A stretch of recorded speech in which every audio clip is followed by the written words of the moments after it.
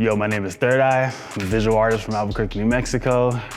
Always spray painting and painting, and that's what I do. I'm kind of what they call like a natural artist. Like as a kid, I was always kind of good at art. At least always color inside the lines. All kind of like my art teachers throughout school always saw that I was pretty good, so they always try to push me and try to get the most creativity out of me. So like in high school, I started winning awards. So after that, I just got into like street art and like graffiti and stuff like that. This was almost like an accident. I pretty much started with the soccer ball. I was like, how can I make the soccer ball like give it some style, you know what I mean? Because it's just a circle really with like squares or hexagons or whatever. So I was like, let's break it apart, you know? And then I started to look like over here and I was like, oh, like the mountains could just be right up there because, you know, the city's down here and the mountains are up, you know? We could put like the Rio Grande like going down here, and for the Roadrunner, like that's our state bird, and I just love the way it looks. Like it's kind of like prehistoric looking, it's kind of crazy looking, like he's like a little rascal, you know? So I was like, let's just put like a sick Roadrunner that's kind of detached, so it kind of looks like it's moving like in action. The last part was the chilies, and I didn't even know I was gonna put the chilies in there, but I was like, this needs some more New Mexico flavor, you know? And that's like one thing that like we're like the chili capital of the world. So